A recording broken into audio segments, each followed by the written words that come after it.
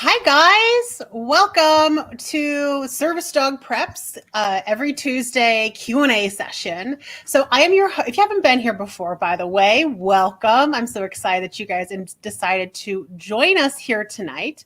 And I am here to have a conversation with you guys about socialization. At the very end of our conversation about socialization, I have a couple questions for our Q&A session, so I'll be answering those near the end.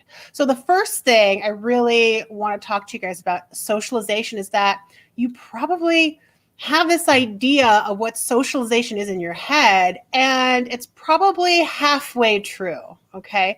So a lot of people think that socialization for a dog is that they need to go over and meet other dogs and play with other dogs and meet other people, right?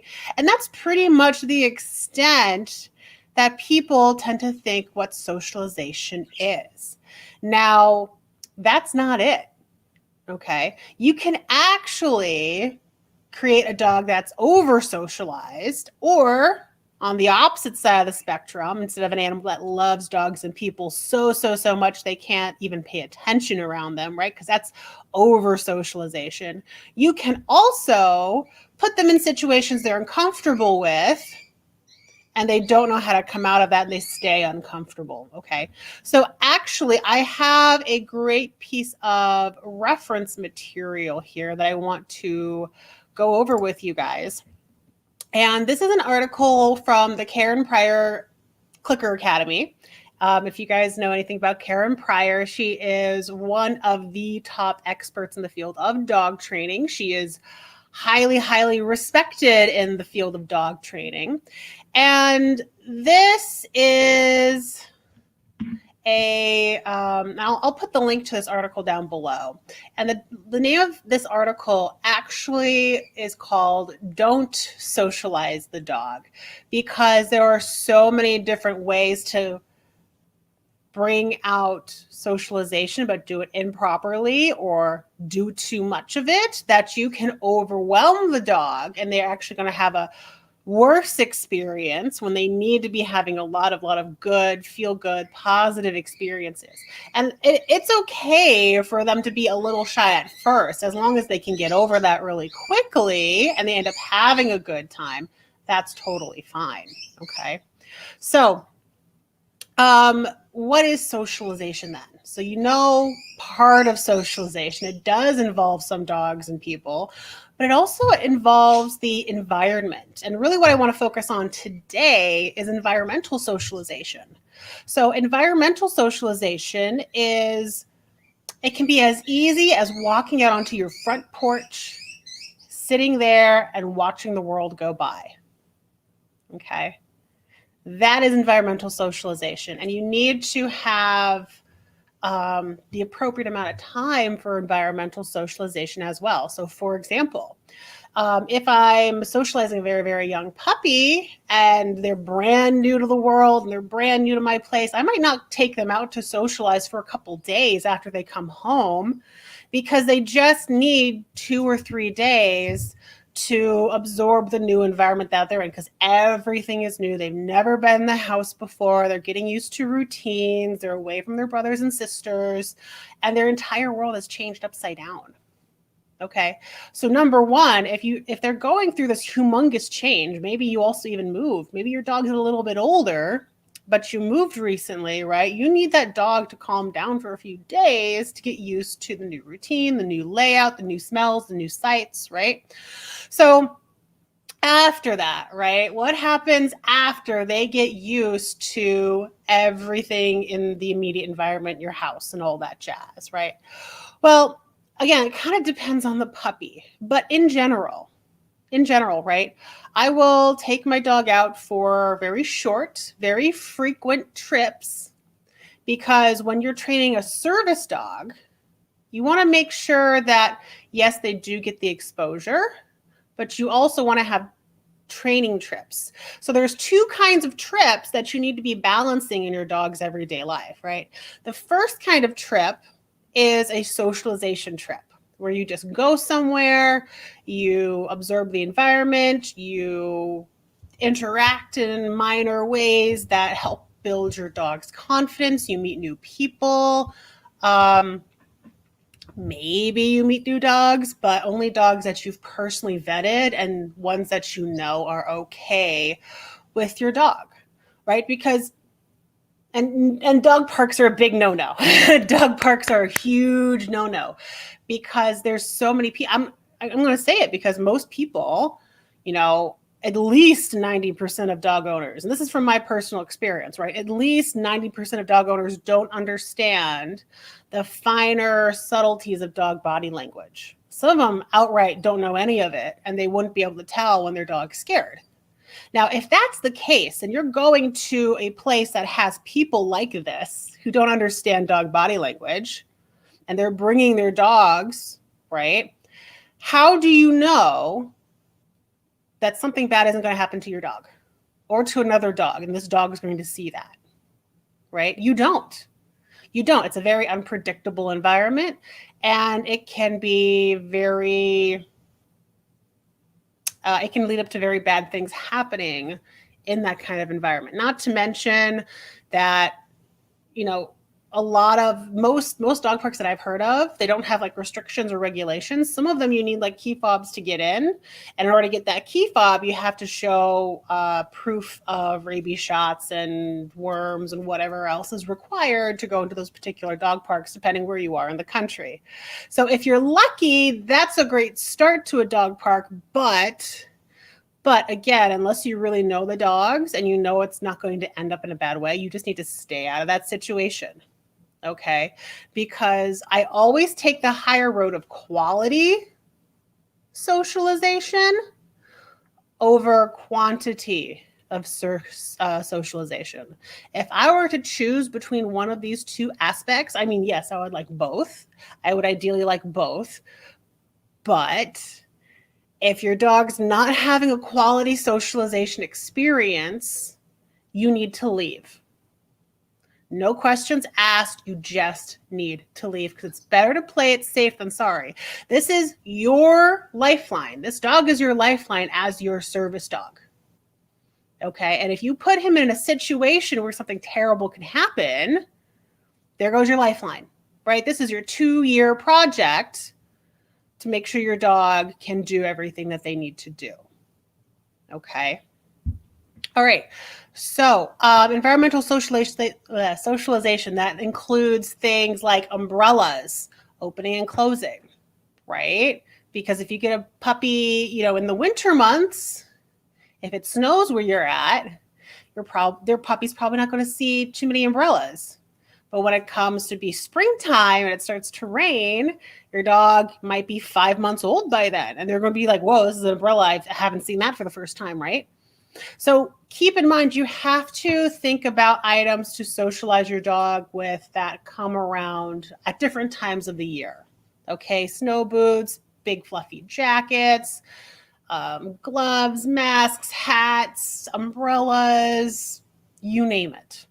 Okay, so that's part of the environmental socialization progress.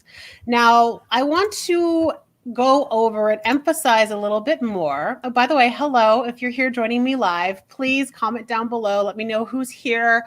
Also, please give StreamYard permission when you come in to comment so I can see your name. Because if you don't give StreamYard permission, I cannot see your name and I won't know who's commenting. Okay, so I am looking at the article, Don't Socialize the Dog, and I will be posting this. Actually, I think I can post this in the comments right now. Let me post this here. All right, you guys should be able to see that. Facebook groups. If you're on YouTube, you can see the link. If you're in the Facebook group, you will not be able to see it. Okay, so there are some, well-meaning situations that you want to, might be pushing your dog too much, right? Okay, so first thing, they have this little thing on the tab, which I love so much. It says socialization checklist. And some of the things you want to make sure that your dog has access to is like an escape route. Okay. So for example, if there's a motorcycle that's really loud and scary, can he escape from that sound or that motion or that sight? Or if someone's wearing a funny looking hat, does he have the ability to get away so that he's not overexposed to that stimulus? All right. Because again, it's okay for your dog to get startled, but when your dog does get startled, this is actually really key. They will recover from that startle much more quickly if they have the ability to escape. Okay. The other thing you want to think about too is that, okay, once that does happen, so say someone with a big scary hat starts walking towards your dog and your dog's like, oh my gosh, I've never seen that before. I'm going to hide behind my mom, or I'm going to go to the corner of the room, or wherever that may be, right? Have that person freeze, right? Let the dog get away and just wait. You could even have the person start walking away. Okay. What you don't want to do in this situation is actually lure the puppy with food towards that person. Because what can end up happening is that the dogs can be so focused on that food that they're ignoring the scary thing. And then you get them closer and closer and closer. And all of a sudden, they look up and they're like, oh my gosh, how did I get here? There's this person with that giant thing up here. He looks like he's a freaking alien, right? And they freak out and they'll run away again, right? So that doesn't help the situation. It can actually make it worse.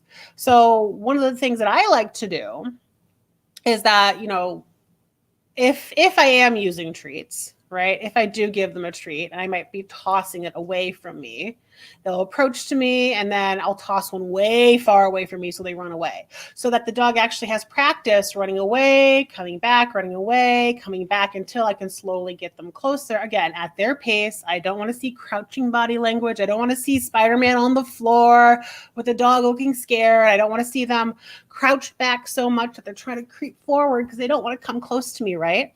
I want very, very comfortable body language and I want to make it into a game.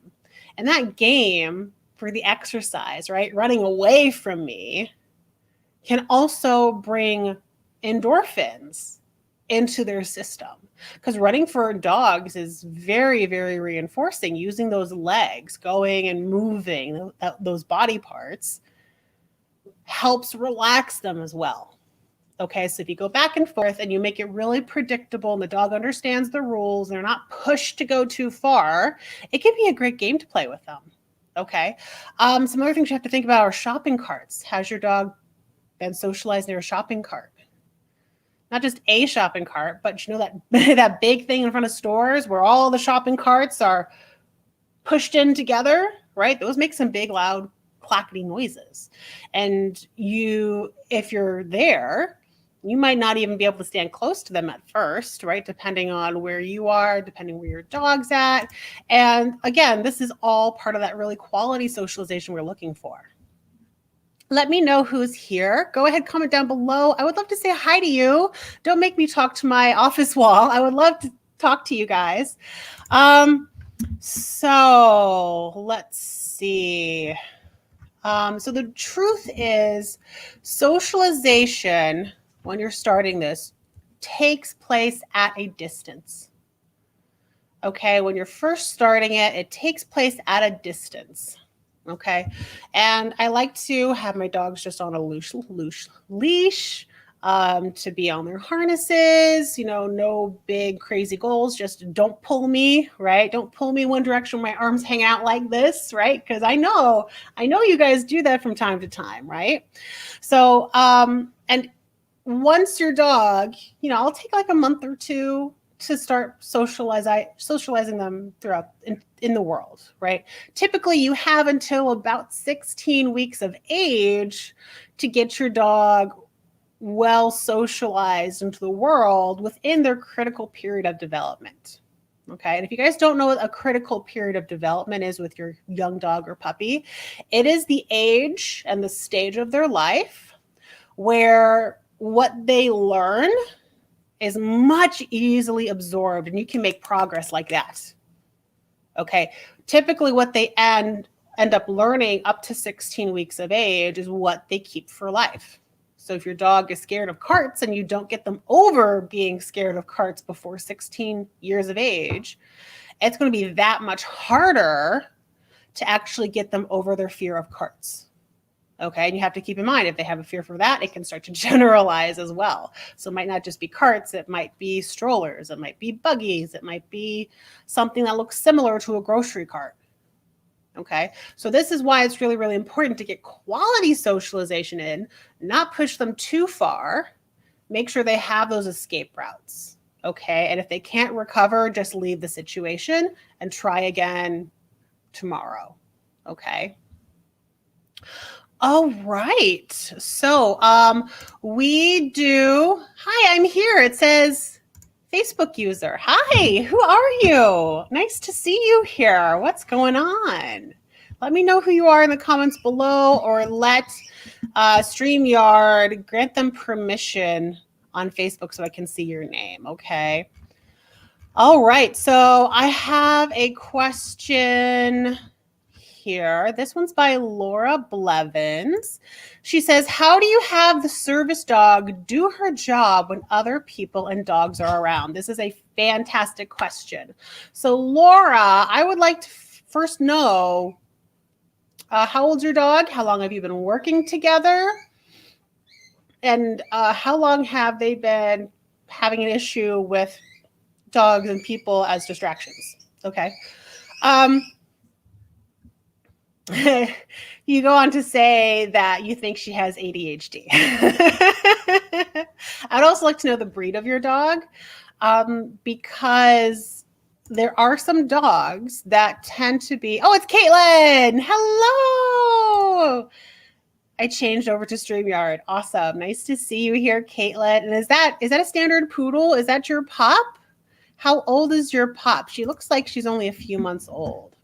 All right, so let me answer Laura Blevins' question here. So how I would approach this, Laura, depends on your history with your dog.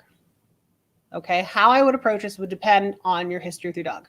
So if you want to have a more detailed discussion in the DMs, feel free to reach out to me and I would be more happy to troubleshoot it for you, and I can get you started on where you should start in order to build up. But this question plays in perfectly with our environmental socialization topic, because if your dog is older than 16 weeks of age, chances are you might have either had not enough quality socializations, or you may have had too many poor quality socialization. So remember, I will always choose, ideally it's good to get both quantity and quality socialization, right? But if I had to choose, I would always choose quality socialization over quantity any day. Okay, so I'm going to be posting the link into the chat. Let me see if I can find real quick. But I'll be posting the link in the chat to the socialization article from Karen Pryor. Again, she's one of the top experts in the field. She's absolutely fantastic. And there we go. There, you should have the link in the description below for you guys to look at. But it goes over some really key points about quality socialization and things you need to be considering to make sure that they have those quality socialization experiences. Okay. So let's say your dog's older than 16 weeks of age. I'm assuming that's the case. Okay, I'm assuming that's the case because it is a lot of times when people come to me and they ask this question. So typically for dogs that are super distracted by other dogs and people, oftentimes I find that they were over socialized when they were younger. Okay, and that means that every time they see a dog, they got to go play with it. Or at least the majority of the time they got to see a dog, they got to go play with it. The majority of the time they got to see a person, they got to go over and say hi. And you might have even let them pull you towards that person and dog, right? So your dog's doing exactly what you trained your dog to do. I want you to let that sink in. This is what you've trained your dog to do.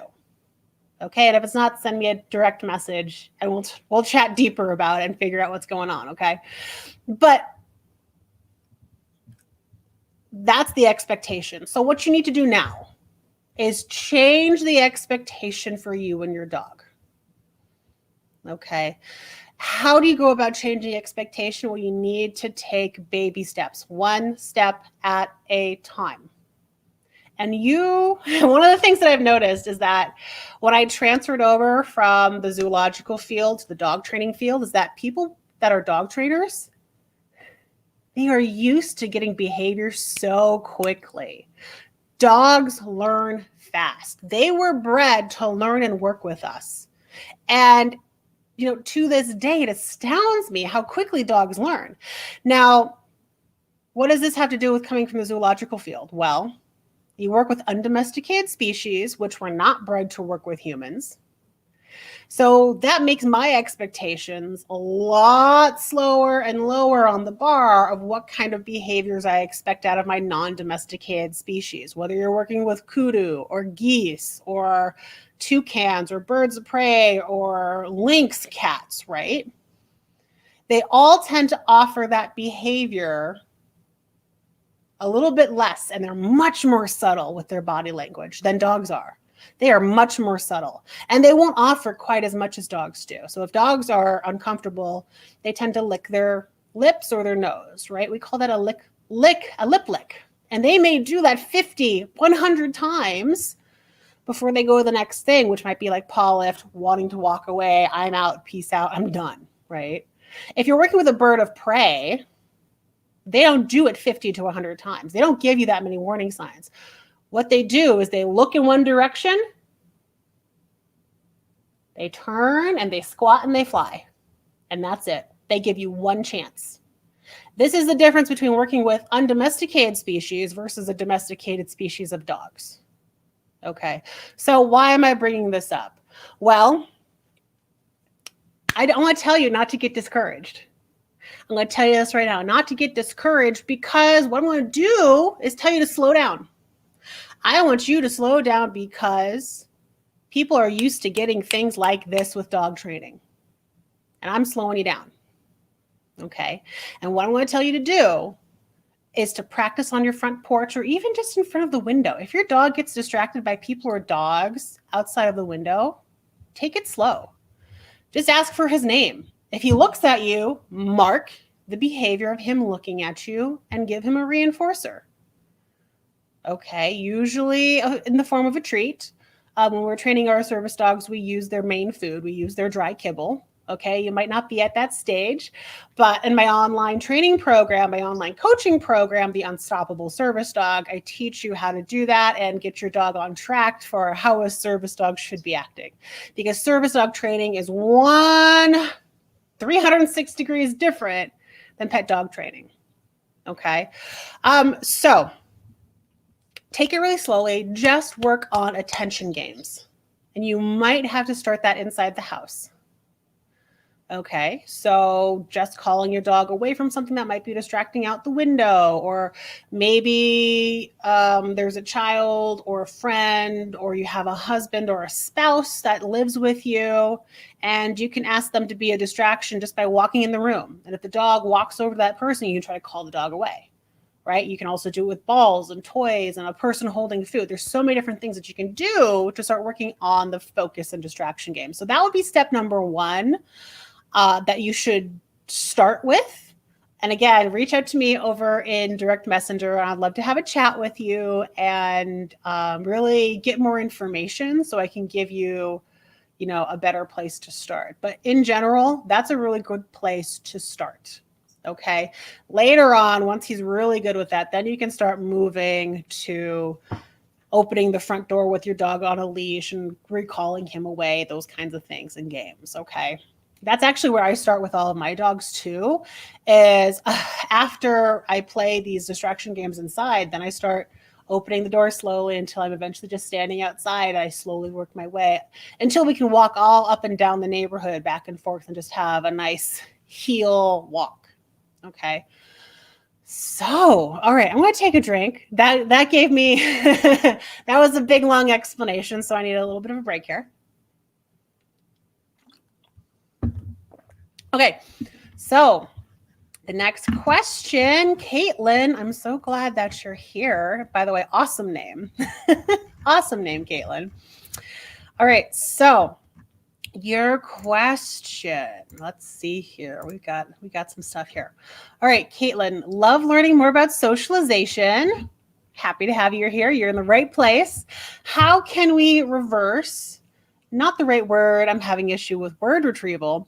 How can we come back from a bad experience our puppy had? For example, we're out. He's calm when he sees another dog. So I reinforce him with some play with this dog. And the dog nips at him and makes ours bark more and misbehave. We walk away from the situation, but when we see the dog next, do we try again or just stay away? I hope this makes sense. So, Caitlin, I am wondering, where are you when you're doing this? What are you doing? Like, are you outside on a walk in your neighborhood? Are you at a park? Are you at a dog training facility? There's a lot of things that this question has that I really want to address. Apartment complex. Okay, great. Perfect. So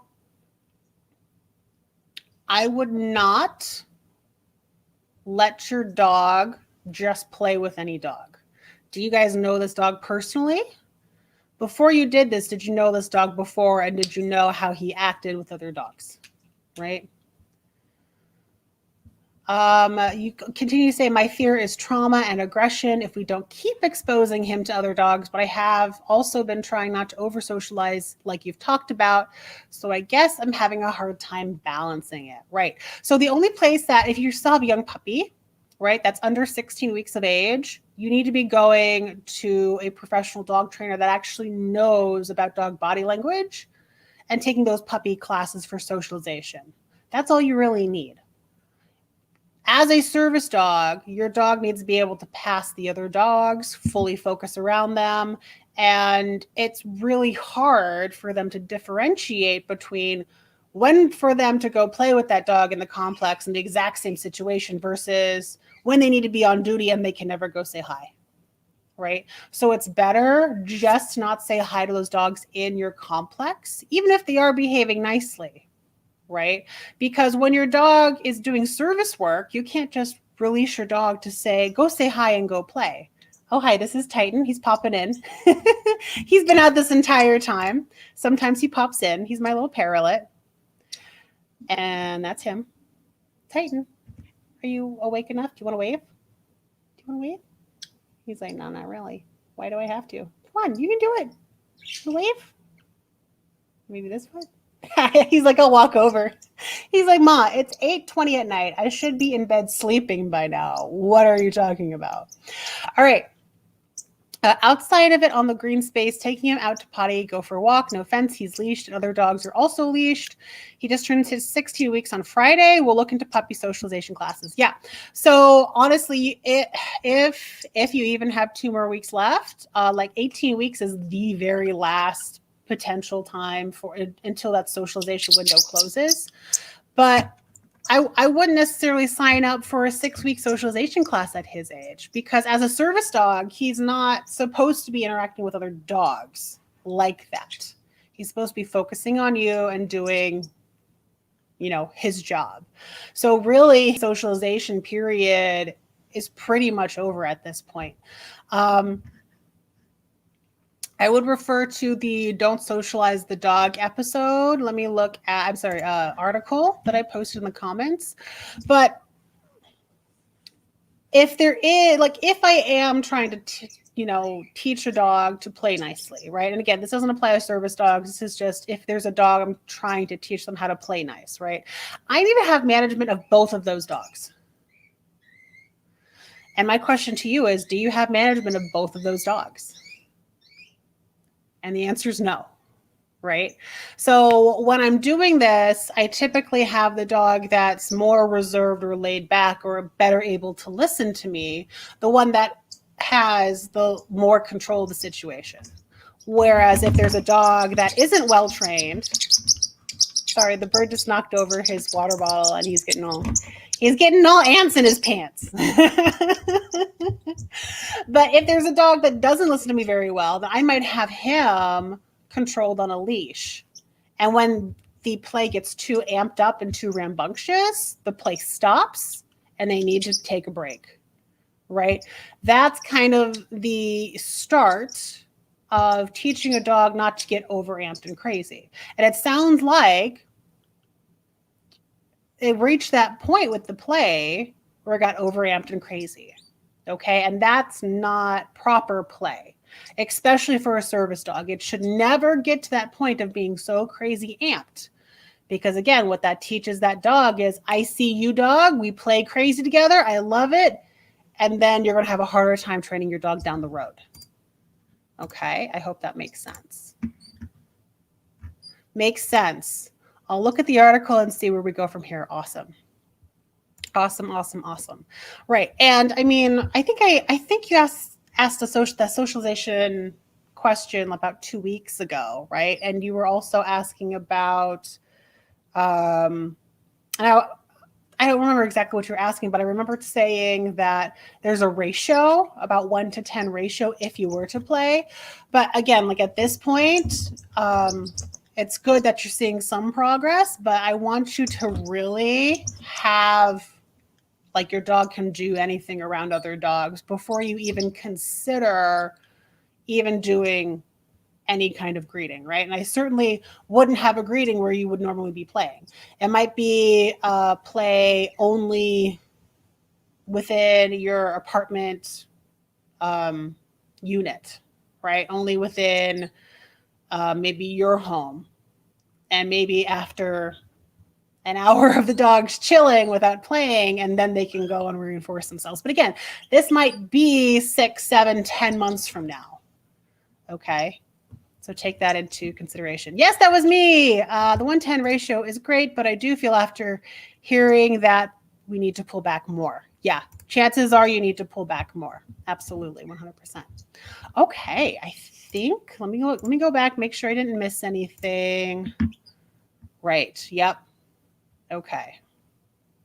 Yep. Yeah, and honestly, he doesn't need to play with any other dogs. He just needs to do his job and focus on you. Okay. Awesome. Well, do we have any other questions? I would leave you with that fact too, that if you do go to like a dog training puppy socialization class, again, maybe just dog training, not the socialization part, because he doesn't need to learn to play with other dogs. But if you're to do like a basic obedience class, just make sure that the trainer is really well versed on body language, that there aren't any dogs playing rough, that you're not using aversive tools, no special collars that are metal, no pronged collars, no choke chains, no e-collars, no electric shock collars, okay? That's just something that's completely unnecessary, because if you can train a dog with those tools, you can also train it with positive reinforcement. And that's just the science of it, right? That's just the science of it. And if you can do that, then why would you choose any other way to train your dog, right? Just make sure, and if you're not having success with positive reinforcement, I guarantee you it's probably just a small tweak on your end in order to make sure that you have success, because it can be a very finicky mistress. Not everybody can figure out positive reinforcement. And it may take people years to actually figure it out and learn that they don't need to use those metal tools in order to get their dog to do something. Okay. All right. So that is it. Thank you guys so much. And I did want to tell you about the upcoming workshop. That is, oh my gosh, it's already September. So September 21st is the upcoming Service Dog Prep Workshop. This is where, I know we have all sorts of people in here. We have people with different disabilities. We have people with dogs. We have people with no dogs. We have people considering service dogs. And we have people that maybe this is their third service dog in here.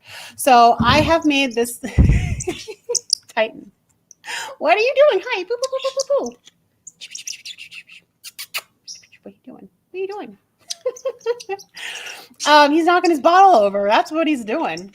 So anyways, that workshop is tailored specifically from anybody who, if you're brand new to service dog training, all the way up and through task training. So this is who the workshop is for. It doesn't matter where you are on your service dog journey. This workshop is for you, and it starts September 21st, runs until September 30th. So it's just a little bit over a week long, and I will be going live every single day in that workshop to answer your questions, to give you a free workbook to follow along. And if you can't be there for every live session, usually I have them at 12 o'clock or 1 o'clock Eastern Standard Time every day. If you can't make it to a session and there's one that you really wanted to learn more about, it's actually available for replay after I go live. Now, that being said, it is only available for a week during the workshop. After that, I take everything down. It all goes away. Okay.